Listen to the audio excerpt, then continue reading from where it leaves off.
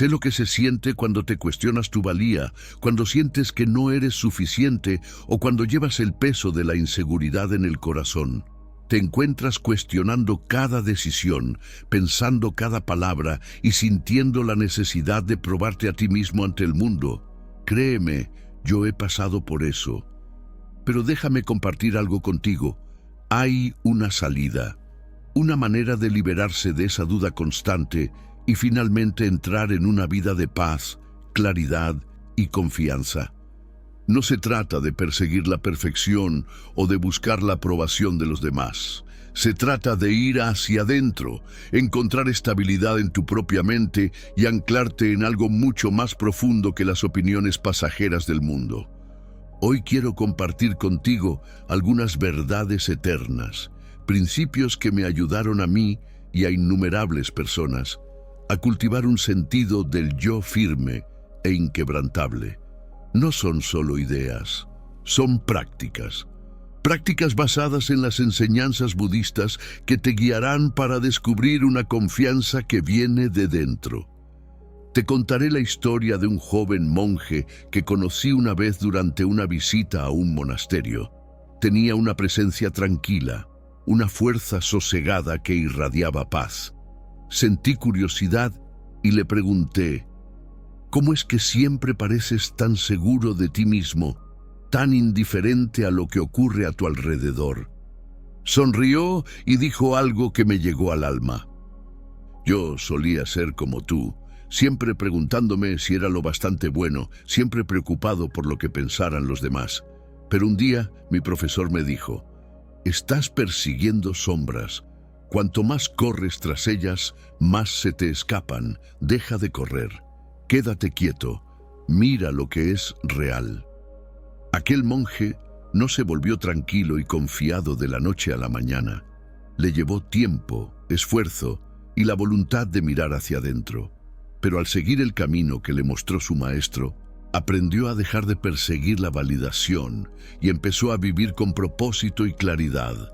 Cuando compartió esto conmigo, me di cuenta de que yo también había pasado la mayor parte de mi vida persiguiendo sombras, intentando ser alguien que creía que el mundo quería que fuera. Pero gracias a las enseñanzas budistas, aprendí a parar, a quedarme quieta, a encontrar la verdad dentro de mí. Esto es lo que quiero transmitirte hoy, claves sencillas y poderosas que pueden ayudarte a dejar de lado la inseguridad y abrazar tu propia paz inquebrantable. Estas claves no tienen que ver con ser perfecto, tienen que ver con estar presente, ser real y encontrar la libertad desde dentro. Comencemos. 1. El principio del desapego. Permíteme empezar con una de las verdades más transformadoras que he encontrado, el principio del no apego. No estoy hablando de renunciar a todo lo que te importa o de vivir sin pasión. No se trata de desapego en el sentido frío e indiferente.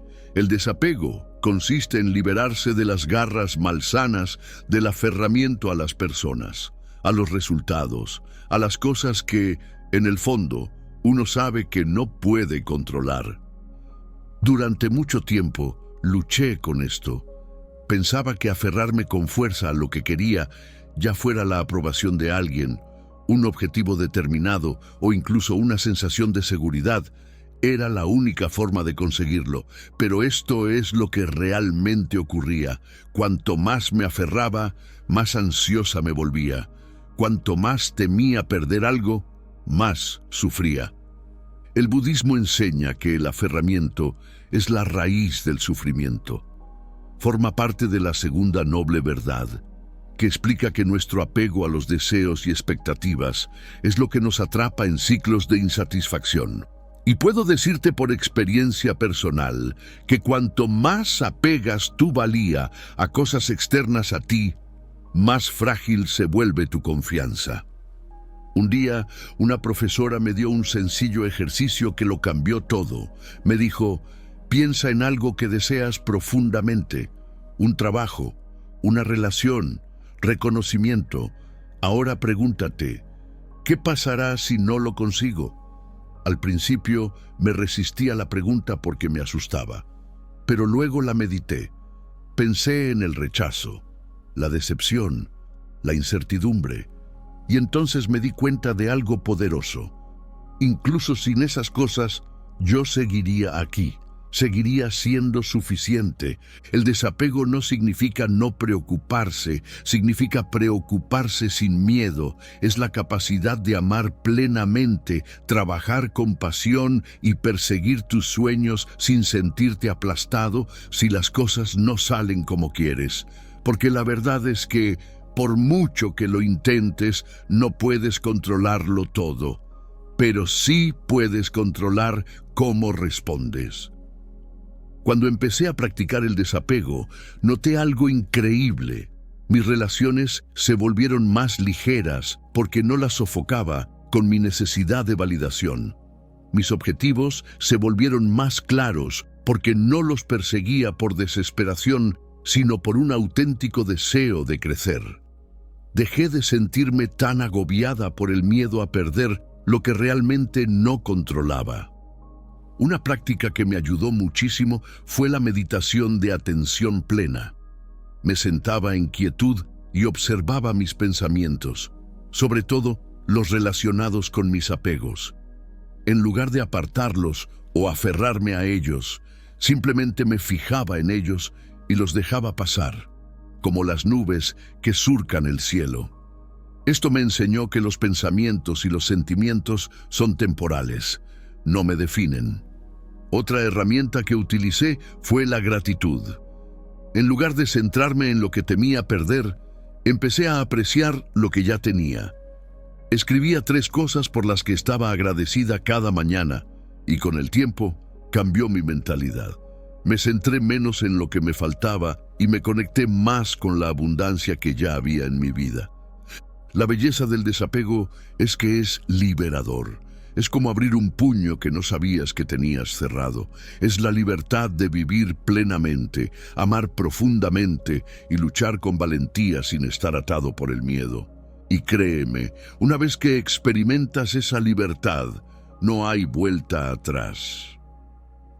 2. Cultivar la paz interior. Ecuanimidad. Hablemos ahora de la ecuanimidad, la mente tranquila y firme que no se desequilibra con los altibajos de la vida. Si el desapego consiste en dejar ir, la ecuanimidad consiste en mantenerse firme. Es la habilidad de permanecer centrado sin importar lo que venga. Seré sincera contigo, esto no fue fácil para mí. Solía pensar que mi felicidad dependía de que todo fuera bien. Cuando las cosas iban bien, me sentía en la cima del mundo. Pero cuando algo iba mal, un desacuerdo, un contratiempo, incluso una palabra dura de alguien, entraba en barrena. Mis emociones oscilaban como un péndulo y me sentía impotente para detenerlas. Pero la verdad es que la vida es impredecible. Está llena de altibajos, alegrías y penas. La ecuanimidad no significa ignorar esas emociones o fingir que todo va bien cuando no es así. Significa ser capaz de experimentarlas sin dejarse controlar por ellas. Hay una bella metáfora budista que explica la ecuanimidad. Imagina que estás en medio de una tormenta, con fuertes vientos soplando en todas direcciones. La mayoría de la gente intenta luchar contra el viento, inclinándose hacia un lado u otro para resistirlo. Pero la persona sabia se mantiene firme, enraizada como un árbol, permitiendo que el viento pase sin ser desarraigada. Una de las formas más prácticas que he aprendido de cultivar la ecuanimidad es a través de la respiración consciente. Siempre que me siento abrumada, hago una pausa y respiro profundamente. Me concentro en la sensación del aire que entra y sale de mi cuerpo, y eso me mantiene en el momento presente. Es una práctica tan sencilla, pero hace maravillas para calmar la mente. Otra cosa que me ayudó fue aprender a aceptar la impermanencia. Nada en la vida es permanente, ni el éxito, ni el fracaso, ni siquiera el dolor. Cuando lo acepté de verdad, dejé de aferrarme a los buenos momentos y de temer los malos. Empecé a verlos como olas en el océano que suben y bajan de forma natural. Una historia que me resuena profundamente es la de un monje que lo perdió todo en un incendio. Sus discípulos esperaban que estuviera devastado, pero en lugar de eso, dijo con calma: «Ahora que el fuego lo ha quemado todo, soy libre para empezar de nuevo». Eso es ecuanimidad, no negación, sino aceptación. La comprensión de que la vida continuará, pase lo que pase. La ecuanimidad también significa no tomarse las cosas como algo personal. Yo solía preocuparme mucho por lo que los demás pensaban de mí. Si alguien me elogiaba, me sentía genial. Si alguien me criticaba, me sentía destrozado. Pero la ecuanimidad me enseñó que esas opiniones no son más que reflejos de las perspectivas de los demás, no verdades sobre quién soy. Una práctica que recomiendo es reflexionar sobre tus reacciones al final del día. Piensa en los momentos en los que te has sentido desequilibrado. ¿Qué te provocó? ¿Cómo respondiste? Y, lo que es más importante, ¿cómo podrías responder de forma diferente la próxima vez? Este tipo de autorreflexión es increíblemente poderosa para desarrollar la resiliencia. Con el tiempo, la ecuanimidad se convierte en una forma de vida. Empiezas a darte cuenta de que la paz no viene de controlar todo lo que te rodea, sino de confiar en tu capacidad para manejar lo que se te presente.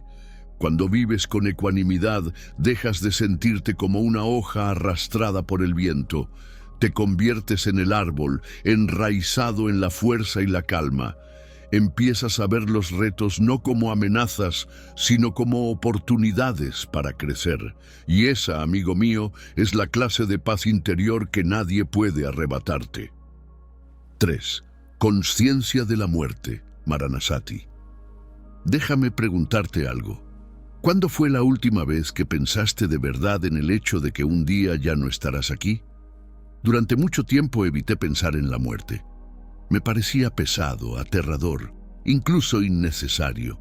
Pero entonces descubrí la práctica budista de Maranasati, o conciencia plena de la muerte, y todo cambió. Maranasati no consiste en ser morboso u obsesionarse con la muerte. Se trata de utilizar la conciencia de nuestra mortalidad para despertarnos a la belleza y la urgencia de la vida. Cuando empecé a practicarlo, fue como si se disipara la niebla de mi mente. Me di cuenta de cuánto tiempo había perdido en cosas que no importaban, preocupándome por lo que pensaran los demás, persiguiendo objetivos superficiales y postergando lo que realmente me importaba. En el budismo, la muerte no es algo que haya que temer, sino un maestro, un recordatorio de que la vida es preciosa porque es efímera. Una de las enseñanzas de Buda dice: igual que una gota de rocío en una brizna de hierba se desvanece con el sol naciente, así también la vida pasa. Esa imagen se me quedó grabada. La vida es delicada, impermanente, y eso es lo que la hace bella. Cuando empecé a reflexionar sobre la muerte, no me entró ansiedad, sino claridad. Empecé a preguntarme, si hoy fuera mi último día, ¿estaría orgullosa de cómo lo he vivido? Y déjenme decirles que esta pregunta es poderosa. Elimina todas las distracciones y te ayuda a centrarte en lo que de verdad importa. Así es como practico Maranasati. Dedico unos minutos al día a sentarme en silencio y reflexionar sobre mi mortalidad. Pienso en la realidad de que mi tiempo aquí es limitado. Al principio me resultaba difícil, me resultaba abrumador, pero con el tiempo se convirtió en una fuente de fortaleza. Me dio el coraje necesario para desprenderme de cosas que no me servían, como rencores, inseguridades y miedos, y abrazar las cosas que realmente me aportan alegría y sentido. También descubrí que ser consciente de la muerte me ayudaba a vivir con más autenticidad. Cuando sabes que tus días están contados, dejas de fingir ser alguien que no eres. Dejas de esperar el momento adecuado para hacer lo que te gusta o para decirle a alguien que te importa. Empiezas a vivir plenamente en consonancia con tus valores. Una de las lecciones más liberadoras que me enseñó Maranasati es que no podemos controlar cuánto tiempo vivimos, pero sí lo bien que vivimos. Podemos elegir afrontar cada momento con amabilidad, gratitud y presencia. Podemos elegir dejar un legado de amor y compasión. Si nunca has practicado la atención plena a la muerte, te animo a que lo intentes. Empieza poco a poco. Reflexiona sobre lo que harías de forma diferente si supieras que tu tiempo es limitado. Deja que esa conciencia guíe tus decisiones y no dejes que te asuste, deja que te libere, porque esta es la verdad. Cuando abrazamos la realidad de la muerte, empezamos a abrazar verdaderamente la vida. 4. Vivir el momento presente. Déjame decirte algo que aprendí por las malas. La vida solo ocurre en el momento presente, no ayer ni mañana, sino aquí y ahora. Durante años estuve atrapada en mi mente, repitiendo el pasado o preocupándome por el futuro. ¿Y sabes lo que me perdí? El presente, el único lugar donde la paz, la alegría y la vida existen de verdad. El budismo enseña que gran parte de nuestro sufrimiento proviene de vivir en cualquier lugar menos en el momento presente. Nos quedamos atrapados en remordimientos del pasado o en la ansiedad por lo que pueda pasar después. Yo solía hacer esto todo el tiempo. Repetía conversaciones en mi cabeza, preguntándome si había dicho lo correcto, o me obsesionaba con lo que podría salir mal en el futuro. Pero ninguno de esos pensamientos me daba paz. Un día, un profesor me preguntó, cuando bebes té, ¿estás bebiendo té de verdad o estás en otra parte de tu mente? Esa simple pregunta me paró en seco. Me di cuenta de lo a menudo que dejo pasar la vida sin estar realmente presente en ella. Vivir el momento presente es volver a lo que es real, a lo que está ocurriendo aquí y ahora. Cuando te centras en el presente, te liberas de la carga del pasado y del peso de preocuparte por el futuro. Empiezas a darte cuenta de las pequeñas cosas, la sonrisa de un ser querido, el sabor de la comida, la sensación del sol en la piel. Una práctica que ha transformado mi capacidad de vivir el momento es la respiración consciente. Cada vez que noto que mi mente divaga, respiro hondo y me anclo en el ahora. Me concentro en la sensación del aire que entra y sale de mi cuerpo. Es un acto tan sencillo, pero tiene un poder increíble para enraizarme. Otra práctica es la gratitud. Al final del día, me tomo un momento para reflexionar sobre las pequeñas alegrías que he experimentado, las palabras amables, los momentos de paz, las cosas que a menudo doy por sentadas. Esto me ayuda a mantenerme conectada con el presente y me recuerda la belleza de la vida cotidiana. No voy a fingir que siempre es fácil. Todavía hay días en los que mi mente quiere arrastrarme de nuevo a los viejos hábitos de pensar demasiado. Pero cuando eso ocurre, me lo recuerdo con delicadeza. Vuelve. No me juzgo por distraerme. Simplemente vuelvo al momento presente una y otra vez. Cuando empiezas a vivir el presente, ocurre algo increíble. Dejas de ir deprisa por la vida, dejas de sentir que siempre vas con retraso. Empiezas a ver que este momento ordinario, imperfecto y hermoso, es suficiente. Y en esa quietud, en esa conciencia, encuentras un tipo de paz que ningún logro o posesión externa puede darte jamás. Ese es el don de vivir en el ahora. Y es un regalo que siempre te está esperando, siempre que estés dispuesto a reclamarlo. 5. Aceptación de la impermanencia. Anicca. Permíteme compartir algo con lo que luché durante mucho tiempo, aferrarme a las cosas como si fueran permanentes. Ya fuera una relación, un momento de felicidad o incluso mi propia juventud, quería que todo lo que amaba permaneciera exactamente como era. Pero la vida no funciona así. El cambio es inevitable, y cuanto más nos resistimos a él, más sufrimos. En el budismo, esta verdad se conoce como anicca o impermanencia. Todo en este mundo es transitorio, nuestras experiencias, nuestras posesiones, incluso las personas que amamos. Durante años luché contra esta verdad. Me aferré a la idea de que si podía controlar lo suficiente, planificar lo suficiente o aferrarme lo suficiente, podría evitar el dolor de la pérdida. Pero no funcionó. Cuanto más me aferraba, más doloroso era cuando las cosas inevitablemente cambiaban. Entonces me topé con una sencilla enseñanza. Todo lo que surge pasará. Al principio me pareció dura, pero cuanto más la meditaba, más me daba cuenta de que no pretendía ser cruel, sino liberarme. Cuando empecé a aceptar la impermanencia, mi perspectiva de la vida cambió por completo. Dejé de intentar congelar los momentos en el tiempo y empecé a apreciarlos por lo que eran, fugaces pero hermosos. Empecé a ver que la propia naturaleza de la impermanencia es lo que da sentido a la vida. Piénsalo, una flor es bella no porque dure para siempre, sino porque florece por poco tiempo. Lo mismo ocurre con las alegrías de la vida e incluso con sus retos.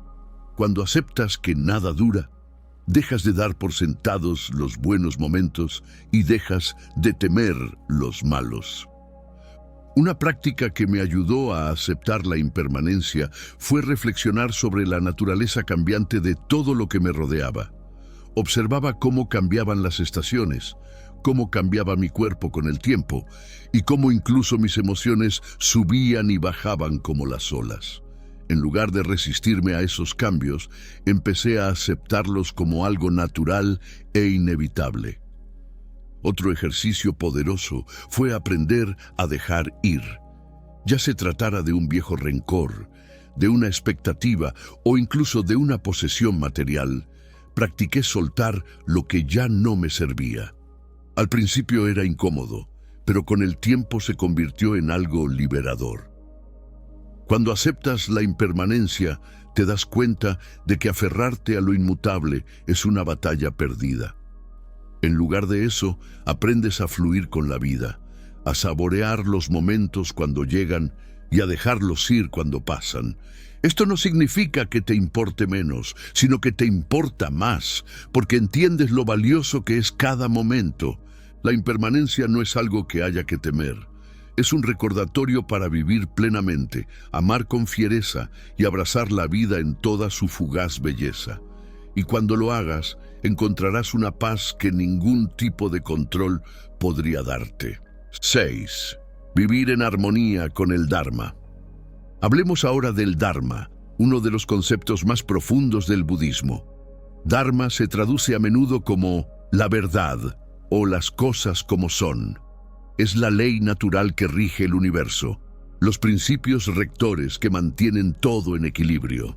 Durante mucho tiempo pensé que vivir en armonía significaba evitar los conflictos o mantener la paz. Pero el Dharma me enseñó que la armonía no consiste en evitar los retos, sino en alinear tu vida con lo que es verdadero, justo y significativo. Vivir en armonía con el Dharma significa reconocer que hay un orden en la vida, un ritmo en la existencia, y que nuestro trabajo es movernos con él, no contra él. Piensa en ello como en un río.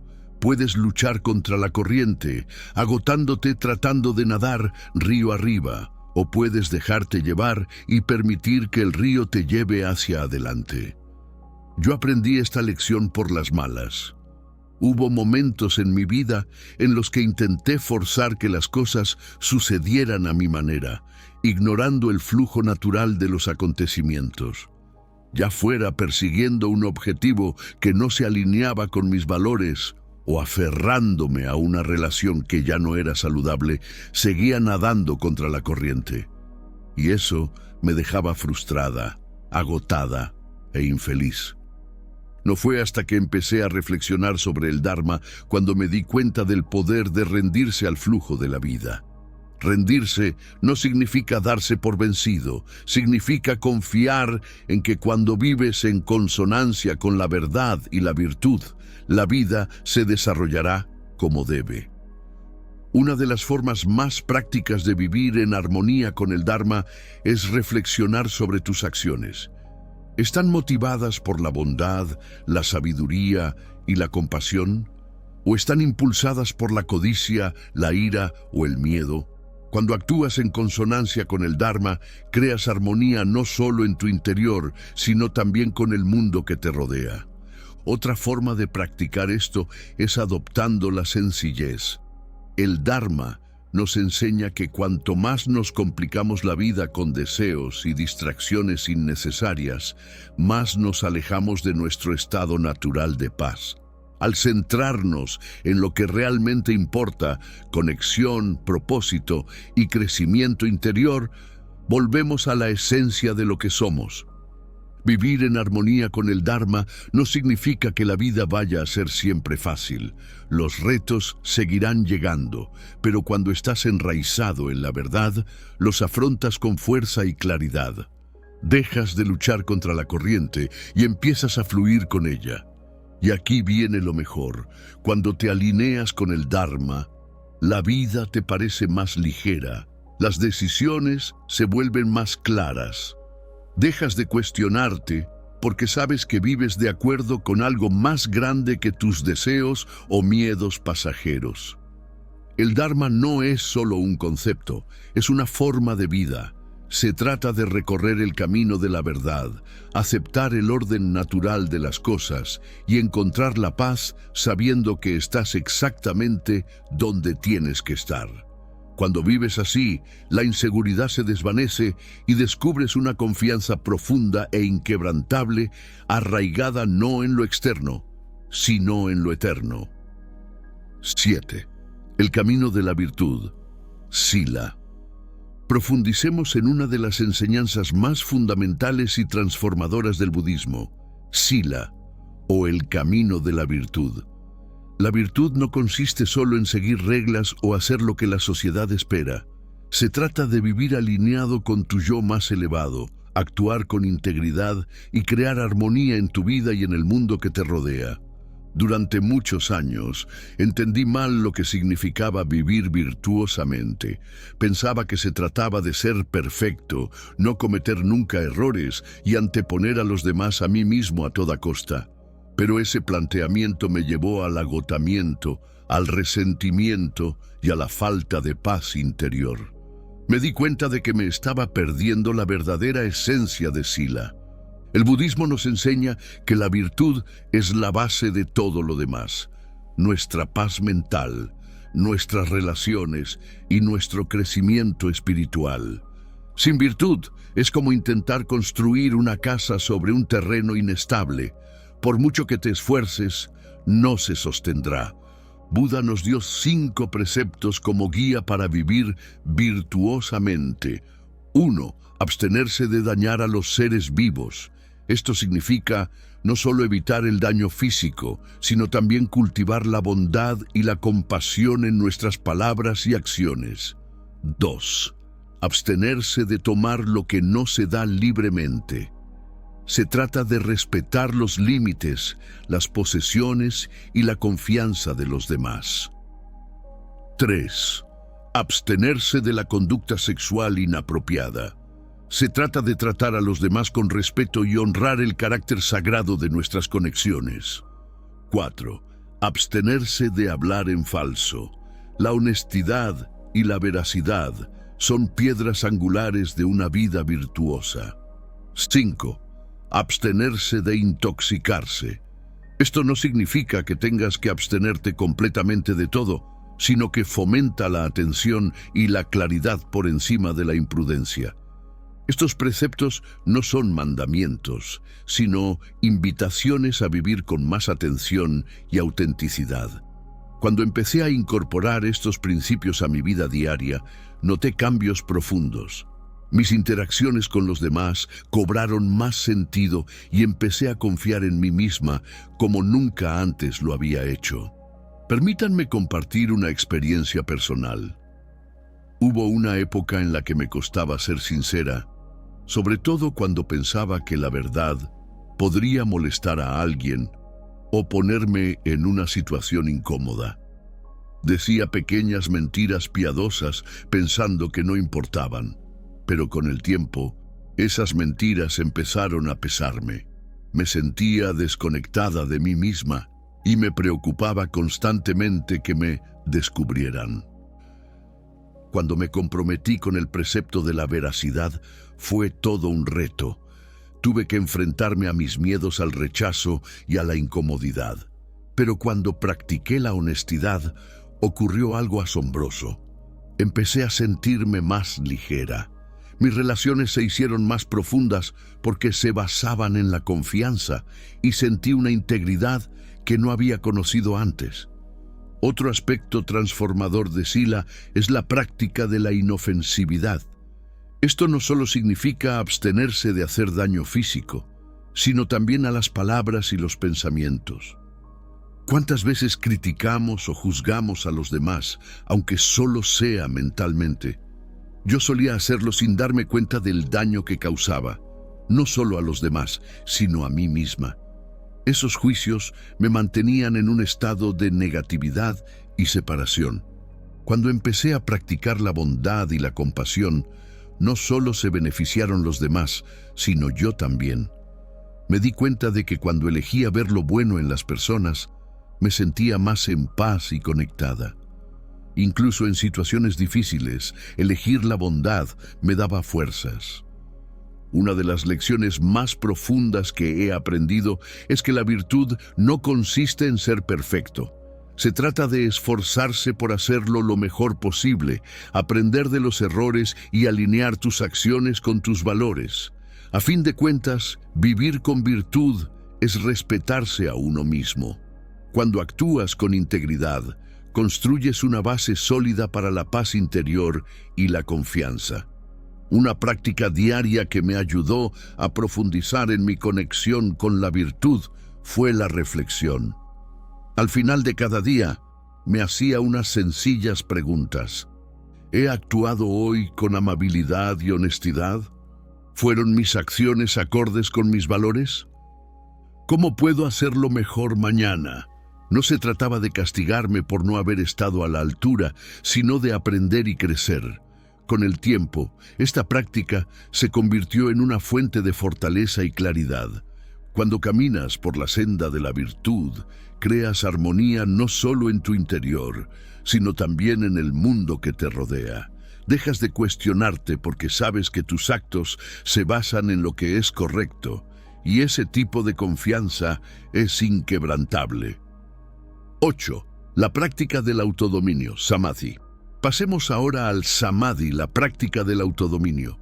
Si hay algo que he aprendido en mi viaje es que la verdadera libertad no proviene de controlar el mundo que te rodea, sino de dominar el mundo dentro de ti. Durante gran parte de mi vida me sentí prisionera de mis pensamientos y emociones. Un solo comentario negativo podía arruinarme el día.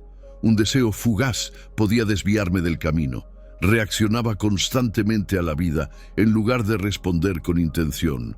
No fue hasta que empecé a practicar Samadhi que comprendí el poder de una mente disciplinada.